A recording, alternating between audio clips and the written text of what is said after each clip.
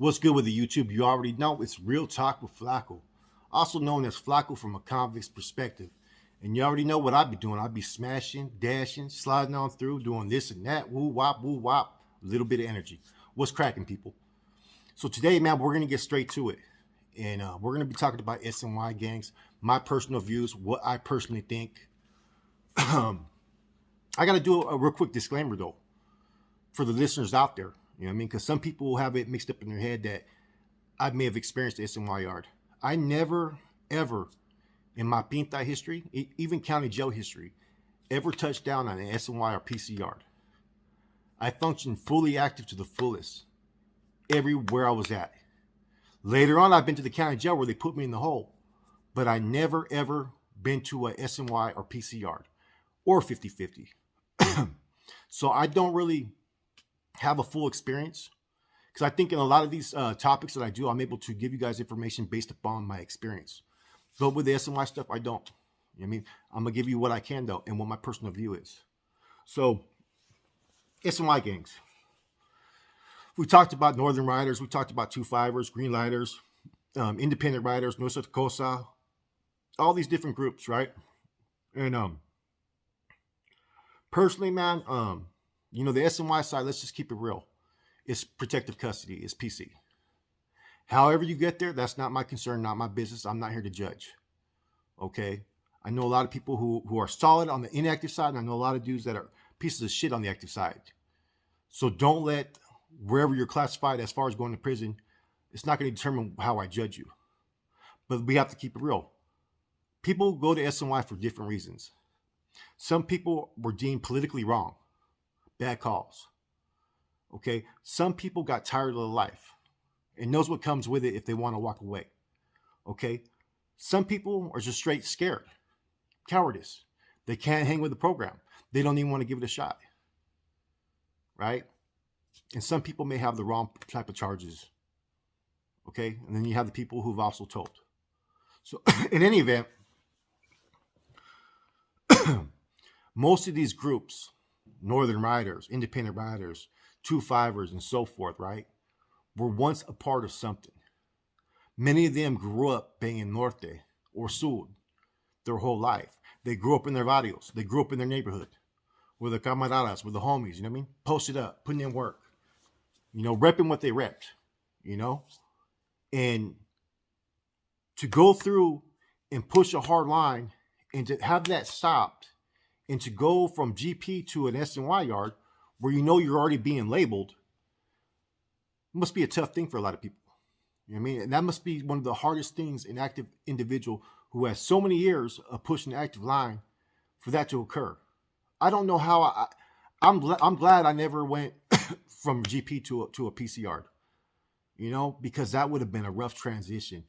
But anyways, what I'm getting to is I don't understand why you want to leave one group that you were committed to for 15, maybe 20 years, you know what I mean? Whatever it may be, and then go join another group, right?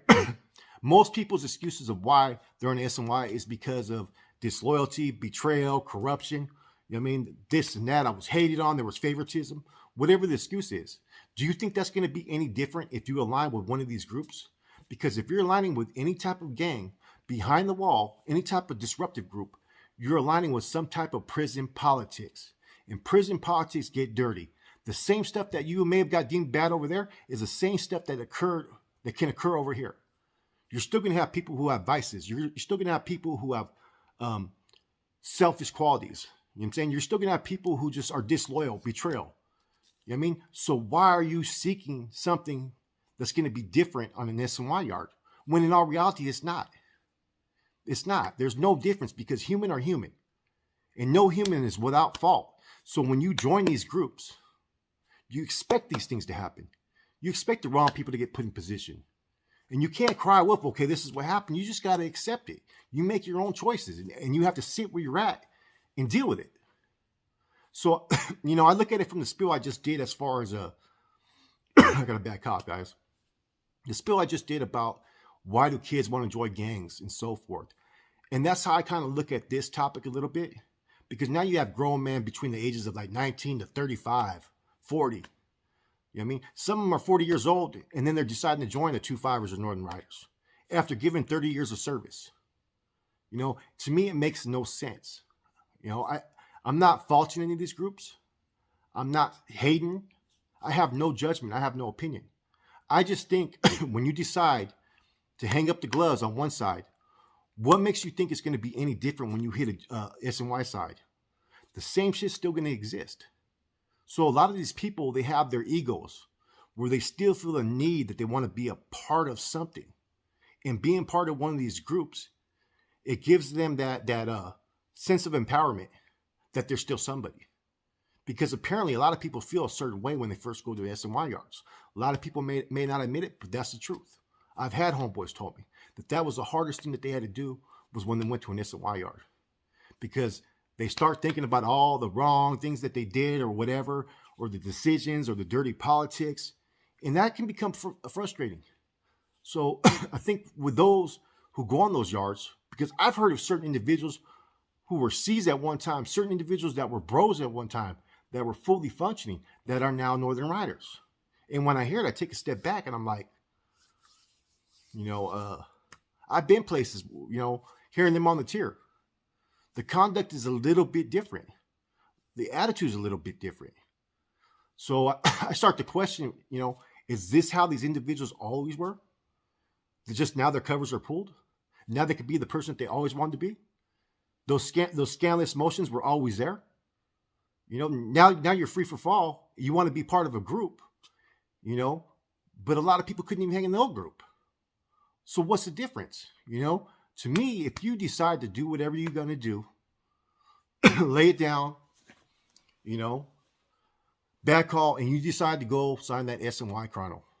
Yes, you're signing the SNY chrono, you're admitting that you got to go PC, right? If you decide to do that, my whole personal perspective is go over there, live your life, and get out. Become a better man. Because the things I'm hearing about some of these groups, they're not doing any type of things to instill discipline or change in individuals. It's like a free-for-fall. They're out there running in, rooting in people's cells and doing, getting high on the yard and all the unthinkable stuff. Some of them are messing with punks on the yard. The things that they couldn't do on a GP yard, now it's like a free fall for whatever they want to do. So to me, that's like I judge of character on situations like that.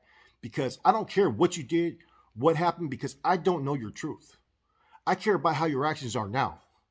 So if you decide to walk away for whatever reason, yet you're out here getting high, you're over here messing with punks, you're over here, doing all this negative stuff, I can't respect your actions because the whole purpose for where you're at is to try to be a better man. Try to change your ways. And if you think going back and joining one of these groups is the best way to deal with it, it's an oxymoron situation. It doesn't make no sense. And some of these groups, they were founded on GP yards, like the New Flowers and so forth. You have two factions of the New Flowers. You have one that's in GP, where they had 2 yards from it, now they only have 1.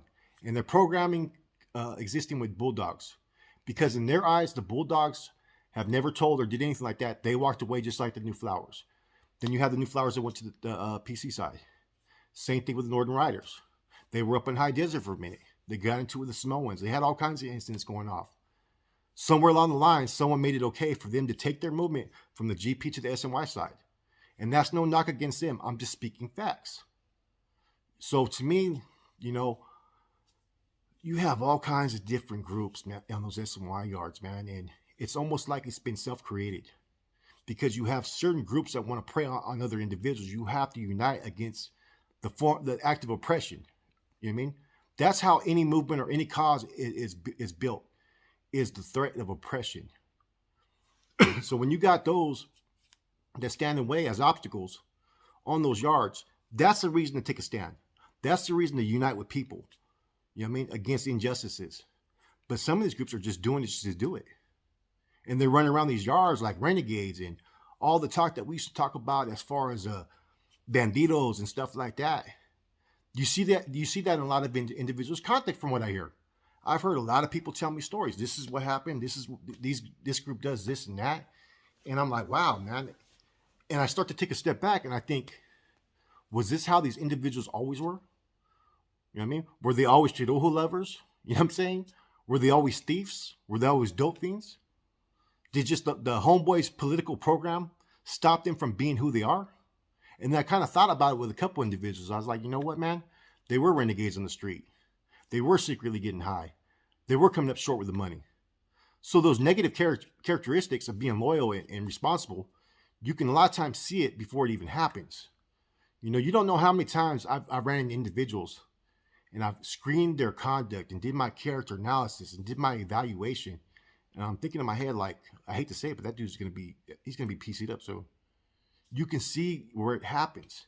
And that's the problem with some of these SNY yards is that there's probably a handful of solid individuals that went from the GP because they got done wrong. And I think that they would be smart enough to realize, like, this is my second chance. I ain't got to do all this stuff. I ain't got to roll my mattress up. I mean, I ain't got to be up all day. I ain't got to be mandatory in the yard. I could do what I want to do. Let me take advantage and let me enjoy my prison time as best I can.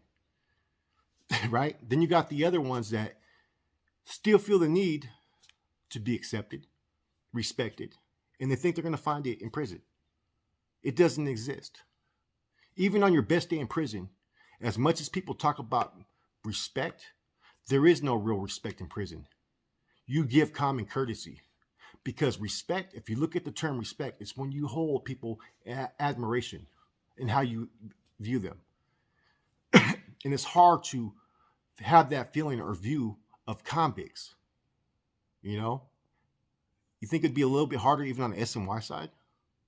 And they got a lot of chaotic situations going on over there, man. And, you know, I get it. You know how these groups formed? You know, the 2-5ers, they formed when it was GP2. But in any event, they took it to the SNY side. You know? And it's going to always be hard to clear these yards out. There's always going to be those people with funny style charges. Always going to be those that have did this and that. You're going to be removing people forever. And if you're on that type of yard with the unthinkable, you don't think that there's a whole bunch of kites already being dropped on you out there? Man, they're dropping more kites on the SNY than they are on a GP yard. And everybody knows it. You know, I'm just happy, and I'm not saying I'm a better person than anybody. I'm just glad that my whole prison career, I never got to go to an SNY yard because I don't know how to react to all this BS that I hear. You know, and this is just my personal view, my personal perspective.